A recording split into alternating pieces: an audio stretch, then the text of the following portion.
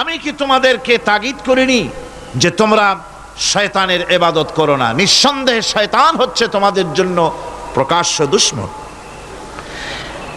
এ কথা সকলেরই জানা আছে যে দুনিয়ার মানুষ শয়তানের ইবাদত কেউ করে না, শয়তানের পূজা কেউ করে না, ঠিক কিনা? শয়তানের কেউ পূজা করে না, বরং শয়তানের প্রতি চতুর্দিক থেকে শুধু লানত হতে থাকে, ঠিক কিনা? শয়তানের খালি গাল দিতে থাকে সারাদিন। এমন কি পাপ করে নিজে দোষ দেয় শয়তানের, ঠিক কিনা? কবি বলছেন, क्या हंसी आती है मुझे हजरत इंसान पर, क्या हंसी आती है मुझे हजरत इंसान पर, फेल बद तू खुद करे लानत करे शैतान पर। আমার মানুষের অবস্থা দেখে হাসি পায়, খারাপ কামটা করে নিজে আর গাল দিয়ে দেয় শয়তানের। সারাটা দিন মেয়ে লোক, পুরুষ লোক, বাচ্চা সকলে শয়তানের গাল দেয় সমানে, ওর কপালটাই খারাপ, ফুটবলের মতো। এর জন্মই হয়েছে লাথি খাওয়ার জন্য। সুতরাং আল্লাহ পাক যে বলছেন যে শয়তানের ইবাদত করতে তোমাদেরকে নিষেধ করেছি, তার অর্থটা কি? তার অর্থ হচ্ছে যে মানুষ শয়তানের আনুগত্য করে, শয়তানের কথা মতো জীবন পরিচালনা করে, শয়তান যেটা বলে সেটাই করে, শয়তানের ওয়াসওয়াসা দিয়ে সে পরিচালিত হয়, কোরআন এবং হাদিস দিয়ে নিজেকে পরিচালিত করে না। এটাই হলো শয়তানের আনুগত্য করা। কিয়ামতের দিন আল্লাহ রাব্বুল আলামিন বলবেন, উহশুরুল্লাযীনা যালামু ওয়া আযওয়াজাহুম ওয়া মা কানু ইয়াবুদুনা মিন দুনিল্লাহি ফাহদুহুম ইলা সিরাতিল জাহিম। আল্লাহ রাব্বুল আলামিন কিয়ামতের দিন তিনি বলবেন, যারা নাকি সেই সমস্ত শয়তান এবং তার অনুসারী, যারা নাকি আমাকে বাদ দিয়ে যারা অন্যদের ইবাদত করত, সেই ইবাদত যাদের করত, আনুগত্য গোলামি যাদের করত, তারা এবং তাদের সাথী সঙ্গী সবগুলিকে একত্রিত করো আর জাহান্নামের রাস্তা দেখিয়ে দাও, সকলকে জাহান্নামের পথ দেখিয়ে দাও। এই আয়াতে কারিমা দিয়ে প্রমাণ করা হচ্ছে, বোঝানো হচ্ছে আনুগত্য হতে হবে কেবলমাত্র আল্লাহ পাকের। চোখ বুঝে নির্দ্বিধায় বিনা প্রশ্নে যাকে স্বীকার করতে হবে, মানতে হবে, তিনি হচ্ছেন আল্লাহ সুবহানাহু ওয়া তাআলা এবং তার নবী জনাব মুহাম্মদ রাসূলুল্লাহ সাল্লাল্লাহু আলাইহি ওয়াসাল্লাম। অন্য কাউকে কোরআন হাদিস দিয়ে যাচাই না করে কারো মতকে গ্রহণ করা যাবে না। আল্লাহ পাক বলছেন, ইত্তাখাযু আহবারাহুম ওয়া রুহবানাহুম আরবাবাম মিন দুনিল্লাহি ওয়াল মাসীহ ইবনে মারইয়াম ওয়া মা উমিরু ইল্লা লিয়াবুদু ইলাহান ওয়াহিদা। আল্লাহ পাক বলছেন, তারা নিজেদের ওলামা মাশায়েখদেরকে আল্লাহর পরিবর্তে নিজেদের রব তারা বানিয়ে নিয়েছে এবং তারা মসিহকে, ঈসা আলাইহিস সালামকে, মরিয়মের পুত্র ঈসাকে আল্লাহকে বাদ দিয়ে রব বানিয়ে নিয়েছে। অথচ হুকুম করা হয়েছে, আল্লাহ পাকের পক্ষ থেকে আদেশ করা হয়েছে, একমাত্র আল্লাহ রব্বুল আলামিন ছাড়া কারো আনুগত্য করা যাবে না, গোলামি করা যাবে না, দাসত্ব করা যাবে না। এখানে ওলামা মাশায়েখ এবং পাদ্রী পুরোহিতদের রব বানিয়ে নেওয়ার যে কথাটা বলা হয়েছে, সেটা হচ্ছে যে তাদেরকে আদেশ এবং নিষেধকারী হিসাবে মেনে নেওয়া হয়েছে, আল্লাহ রসুলের অনুমোদন ছাড়াই তাদেরকে গ্রহণ করা হচ্ছে, তাদের কথাগুলিকে শিরোধার্য করা হচ্ছে। আলেম ওলামা, পীর দরবেশ যিনি হন না কেন, তিনি যে কথাটা বলবেন ওই কথার সমর্থনে কোরআন হাদিস আছে কিনা তা না জেনে গ্রহণ করা যাবে না। কথা আসতে বললেন কেন? গ্রহণ করা, এটার নাম ঈমান। এটার নাম কি? ঈমান। পীর সাহেব যদি বলেন পাগড়ি বাঁধতে হবে 15 হাত, হ্যাঁ 15 হাত কেন 21 হাতও বাঁধবো, দেখতে হবে রাসূল করিম সাল্লাল্লাহু আলাইহি ওয়াসাল্লাম ওরকম বেঁধেছেন কিনা। এটার নামই হচ্ছে ঈমান। এটার নাম কি? ঈমান। পীর সাহেব শিখাই দিলেন এরকম জিকির করো, সকালে এরকম, বিকেলে এরকম। হ্যাঁ করব, জিকির করব না কেন? আল্লাহই তো জিকির করতে বলছেন, জিকির করব। তবে দেখতে হবে পীর সাহেব যেভাবে জিকির বলেছেন ওইভাবে আল্লাহ রসুল জীবনেও জিকির করেছেন কিনা, সাহাবায়ে কেরাম এভাবে করেছেন কিনা। যদি করে থাকেন অবশ্যই পীর সাহেবের কথা মেনে ওরকম জিকির করব। কথা বুঝতে পেরেছেন? একজন মাওলানা সাহেব ফতোয়া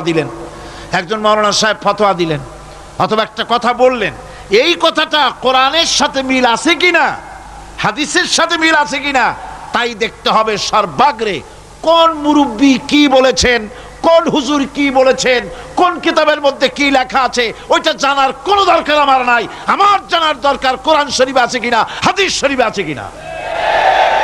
এর নাম হচ্ছে ঈমান। এর নাম কি? এটাই হচ্ছে আনুগত্য আল্লাহ পাকের দরবারে। এটাই হচ্ছে আনুগত্য করার জন্য এটাই সবচাইতে বড় দলিল যে আল্লাহর হুকুম মেনে চলতে হবে, আর অন্য কারো অন্ধ অনুকরণ করব না।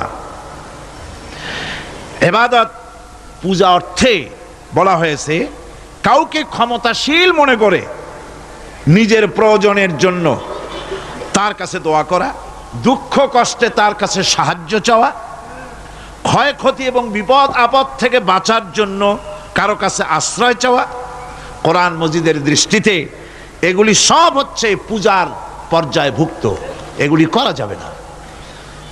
সবটাই বলতে হবে আল্লাহ রাব্বুল আলামিনের কাছে। কার কাছে বলতে হবে? কোরআন বলছে, আল্লাহ পাক কোরআনে কারীমের মধ্যে বলছেন, কুল ইন্নী নুহিতু আন আ'বুদাল্লাযীনা তাদউনা মিন দুনিল্লাহি লাম্মা জাআনিয়াল বায়্যিনাতু মির রাব্বি ওয়া উমিরতু আন উসলিমা লিরাব্বিল আলামিন। আল্লাহ পাক বলেন, বলো আমার রবের পক্ষ থেকে স্পষ্ট নির্দেশ লাভ করার পর, হুকুম লাভ করার পর আল্লাহকে ত্যাগ করে তোমরা যাদের পূজা করছো তাদের পূজা আমি করি না। আল্লাহ নবীকে বলছেন এরকম আপনি বলেন, বরং আমাকে হুকুম করা হয়েছে আল্লাহ রাব্বুল আলামিনের সামনে মাথা নত করে দেওয়ার। তাই আমি আল্লাহ পাকের দরবারে আমার বিনয়ের, আমার আনুগত্যের মস্তক তার সামনে নত করে দিয়েছি। দুনিয়ায় মানুষেরা আল্লাহ রাব্বুল আলামিনকে বাদ দিয়ে যাদের কাছে সাহায্য চায়, যাদের কাছে গিয়ে সাহায্য প্রার্থনা করে, ছেলে হয় নাই ছেলে চায়, মেয়ে হয় নাই মেয়ে চায়, ব্যবসায় উন্নতি হয় না বলে ব্যবসার জন্য তাদের কাছে চায়। কোরআনে কারীম বলছে ওদের কাছে যে চাওয়া হচ্ছে তারা ওদের চাওয়াও সম্পর্কে জানে না। কিয়ামতের দিন এইগুলি সব ওদের বিরুদ্ধে আল্লাহর দরবারে মামলা দায়ের করবে। এরা বলবে যে আল্লাহ পাক আমি এদেরকে এরকম বলি নাই আমার পূজা করার জন্য, এরা আমার পূজা করেছে। আজ আমাদের অবস্থাই হয়েছে, সন্তান না হলে চলে যায় সিলেটে শাহজালাল রহমতুল্লাহ আলাইহির মাজারে, সেখানে গিয়ে গজাল মাছের কাছে গিয়ে সন্তান চায়। চট্টগ্রামে বাজেবস্তান যেখানে কচ্ছপ আছে, এই কচ্ছপের কাছে গিয়ে এখানে সন্তান কামনা করে। কি আজীব তামাশা! এর নাম মুসলমান, এর নাম মুসলমান। কয়েক বছর আগে আমার নিজের চোখে দেখেছি, অনেক বছর আগে একবার দেখতে গিয়েছিলাম, অবস্থাটা কি সেখানে দেখলাম গাছের সাথে দড়ি দিয়া, সুতা দিয়া পাথর ইট বাঁধে রাখছে। এগুলো কি শুনলাম, এগুলি যাদের বাচ্চা হয় না তারা এগুলি গাছের সাথে বেঁধে রেখে আসছে। ওই ইটে যেরকম ভার ওই রকম সন্তানের ভার পেটের মধ্যে হইয়া আস্তে আস্তে সন্তান হবে। কি ফিলসফি! আজীব তামাশা। এরপর আমার নিজের চোখে দেখেছি বিরাট বিরাট কচ্ছপ, এই কচ্ছপগুলির পায়ে হাত দিয়ে সুমা খাইতেছে মুসলমান। নাউযু বিল্লাহি মিন যালিক।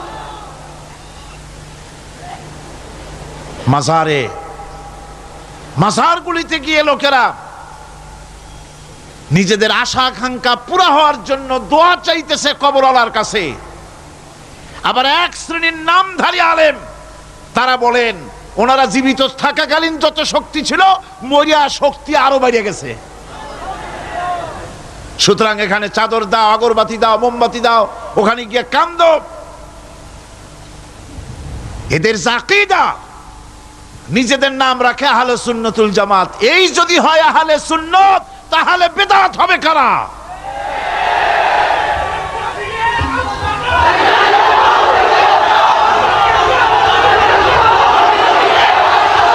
কবর, মাজার, ওলিউল্লাহদের মাজার, থামুন।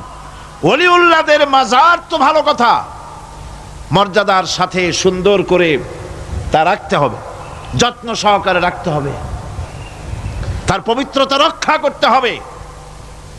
কিন্তু মাজারে গিয়ে আপনি কিছু চাইতে পারবেন না। কোরআনের, আল্লাহ পাকের হুকুমের সম্পূর্ণ বিপরীত। কি আজে বাজে মশলা দিয়া তারপরে মানুষদের কি বিভ্রান্ত করতেছে, মানুষকে আল্লাহর মাকামে নিয়ে গিয়েছে। নাউযুবিল্লাহি মিন যালিক। সুতরাং এর থেকে গোটা জাতিকে বাঁচাবার জন্য জিহাদ ঘোষণা করতে হবে। মাজারকে পূজার জায়গা বানানো যাবে না। সুতরাং কোরআনে কারীম বলছে যে একমাত্র গোলামি, আনুগত্য সবটা হবে আল্লাহ রাব্বুল আলামিনের। অন্য কারো সামনে মাথা নত করা যাবে না। যা বলার, যা চাওয়ার সব কিছুই তাকেই বলতে হবে। বন্ধুগণ, আল্লাহ রাব্বুল আলামিন বলছেন, وَيَعْبُدُونَ مِن دُونِ اللَّهِ مَا لَا يَضُرُّهُمْ وَلَا يَنفَعُهُمْ وَيَقُولُونَ هَؤُلَاءِ شُفَعَاؤُنَا عِندَ اللَّهِ। এই সব লোকেরা আল্লাহকে পরিত্যাগ করে তারা এমন সব জিনিসের পেছনে দৌড়ায় যারা তাদের কোনো উপকারও করতে পারবে না, ক্ষতিও করতে পারবে না। আমরা তো এই কথাই বলি কালেমার ভিতরে, খাইরিহি ওয়া শাররিহি মিনাল্লাহি তাআলা। ভালো হোক মন্দ হোক সব কার কাছ থেকে হয়? বলেন সবাই, কার কাছ থেকে হয়? ভালো মন্দ সবই হয় আল্লাহ পাকের পক্ষ থেকে। আমার ভালো আমার মন্দ সবই তিনি করেন।